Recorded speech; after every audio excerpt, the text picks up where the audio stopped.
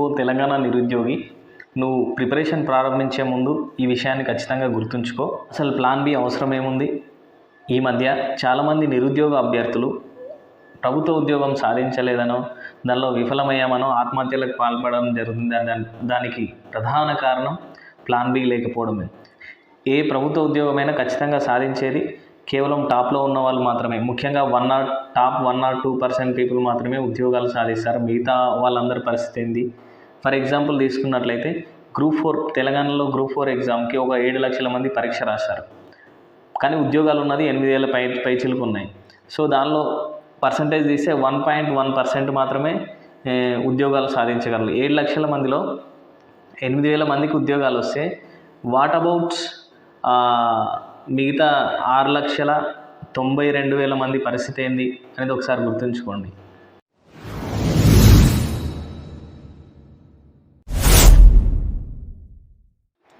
ఏ నిరుద్యోగ అభ్యర్థి అయినా ఖచ్చితంగా ప్రిపరేషన్ స్టార్ట్ చేసే ముందు ఖచ్చితంగా ఉద్యోగం సాధిస్తామనే దృఢ సంకల్పంతోనే ప్రిపరేషన్ అనేది స్టార్ట్ చేస్తారు. కానీ ప్రిపరేషన్ స్టార్ట్ చేసే కంటే ముందు మీరు ఖచ్చితంగా తెలుసుకోవాల్సిన కొన్ని విషయాలు ఉన్నాయి. వాటిని గురించి ఒకసారి చర్చించుకుందాం. ఫస్ట్ థింగ్, ప్రిపేర్ అయ్యే ప్రతి ఒక్కరికి ఉద్యోగం అనేది రాదు. కొన్నిసార్లు అదృష్టం కూడా తోడవాలి. కన్సిస్టెంట్ ఎఫర్ట్స్ పెట్టాలి. కంటిన్యూస్గా కన్సిస్టెంట్గా ప్రిపరేషన్ ప్రారంభించిన రోజు నుంచి అంటిల్ యూ గెట్ సక్సెస్, ఆ రోజు వరకు ప్రిపరేషన్ అనేది ఒడిదుడుకులను తట్టుకుంటూ బయట సిచ్యువేషన్స్ని ఫేస్ చేస్తూ ఖచ్చితంగా ఆ చివరి క్షణం వరకు కన్సిస్టెంట్ ఎఫర్ట్స్ అయితే పెట్టగలగాలి. ఇంకా academic exams versus competitive exams. చాలామంది డిగ్రీ అయిపోయినప్పుడే కాంపిటేటివ్ ఎగ్జామ్స్ ఫీల్డ్లోకి ఎంటర్ అవుతూ ఉంటారు.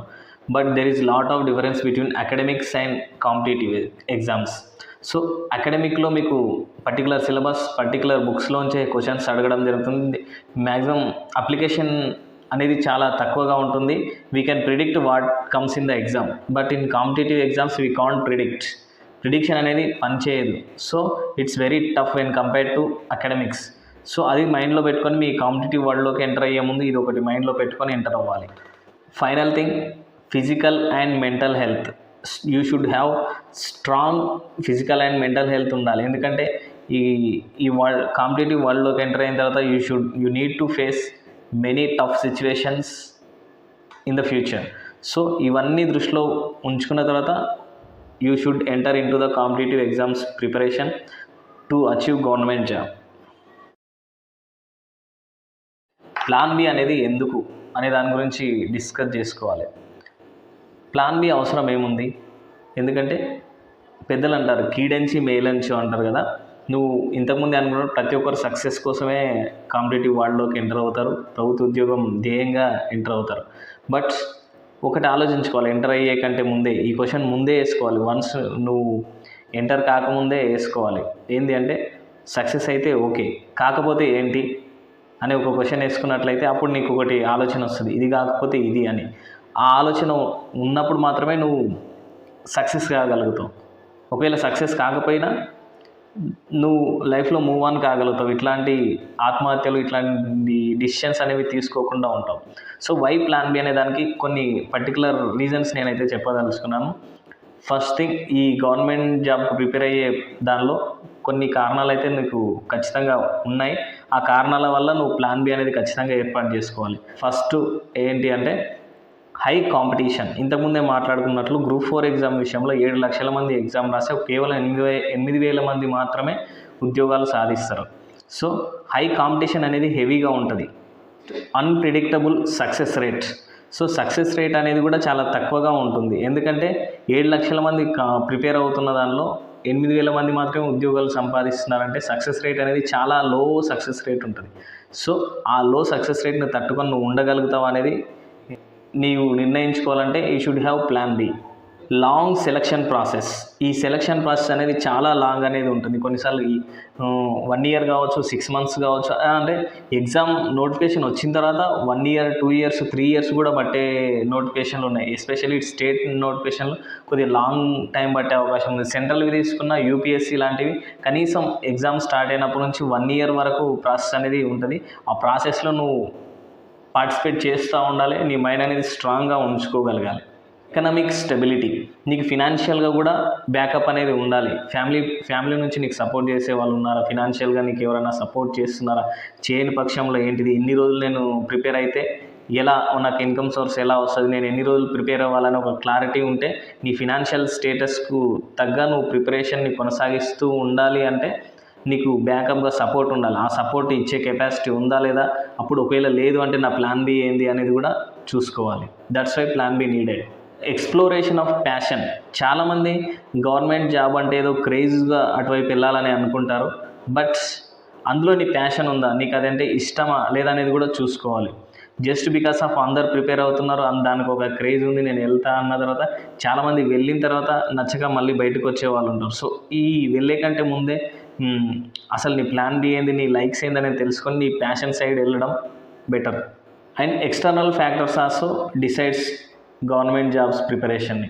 ఎందుకంటే ఫర్ ఎగ్జాంపుల్ మన స్టేట్లోనే తీసుకున్న గవర్నమెంట్ పాలసీస్ కానీ గవర్నమెంట్ డిసిషన్స్ కానీ కాంపిటేటివ్ ఎగ్జామ్స్ ప్రిపేర్ అయ్యే నిరుద్యోగ అభ్యర్థుల జీవితాలను ఇన్ఫ్లుయెన్స్ చేస్తాయి, డెఫినెట్లీ ఇన్ఫ్లుయెన్స్ చేస్తాయి. ఎలా అంటే రీసెంట్గానే చూసుకున్నాం, గ్రూప్ 1 నుంచి చాలా exams just because of paper leakage ఆ ఎగ్జామ్స్ని రద్దు చేయడం, మళ్ళీ కండక్ట్ చేయడం, గ్రూప్ 1 విషయంలో మళ్ళీ కండక్ట్ చేసిన ఎగ్జామ్ కూడా రద్దు చేయడం. సో ఈ అనేది మీ చేతుల్లో ఉండదు. Once you enter in to this competitive exam field, so it's not in your hands, you should go with the flow అన్నమాట. అక్కడ ఏం జరుగుతుందో దాన్ని యాక్సెప్ట్ చేసి దాంతోపాటు వెళ్ళాలి. లేదు అనుకుంటే దాన్ని వదులుకొని వెళ్ళడానికి నీకు ఒక ప్లాన్ బి ఉండాలి, ఖచ్చితంగా ఉండాల్సిందే. సో ఇన్ని రీజన్స్ ఉన్నాయి కదా ప్లాన్ బి ఉండడానికి. సో ఈ రీజన్స్ వల్ల మీకు ప్లాన్ బి అనేది ఖచ్చితంగా ఉండాల్సిందే అని నేను అంటాను. What's your plan B?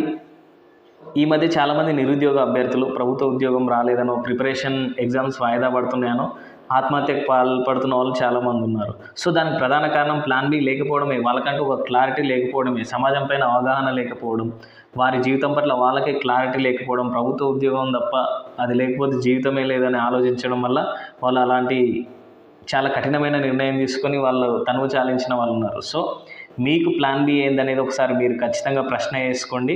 నేను మీ ప్లాన్ బి ఎలా ఉండాలనే దానికి పర్ఫెక్ట్ ఎగ్జాంపుల్ ఒక 2-3 విషయాలు నేను చెప్పగలదలుచుకున్నాను. మొదటిది ఎగ్జాంపుల్గా డిఎస్సికి ప్రిపేర్ అయ్యే అభ్యర్థులు ఉంటారు. వాళ్ళు ఖచ్చితంగా వాళ్ళ లక్ష్యం ఏంది, ప్రభుత్వ టీచర్ కావాలనేది వాళ్ళ లక్ష్యం. సో మీరు ఖచ్చితంగా నోటిఫికేషన్ పడుతుంది, ప్రిపేర్ అవుతారు, ఎగ్జామ్ రాస్తారు, ఫైనల్ సెలక్షన్ లిస్ట్లో మీరు 0.1 మార్క్స్తో మిస్ అయినా మీ జాబ్ మిస్ అయినట్టే, మీరు ప్రభుత్వ టీచర్ కాలేరు. సో అట్లా మిస్ అయినప్పుడు మీ ప్లాన్ ఏంది అనేది ఒకసారి క్లారిటీ ఉండాలి. సో టీచింగ్ నీ ప్యాషన్ అయినప్పుడు go and teach in private sector also. Private సెక్టార్లో మీరు మీకు కనుక నాలెడ్జ్ ఉండి మీ ప్రైవేట్ సెక్టార్లోకి ఎంటర్ అయితే టీచింగ్ ఫీల్డ్లో గవర్నమెంట్ టీచర్ కంటే ఎక్కువ ఎర్న్ చేసుకోవచ్చు.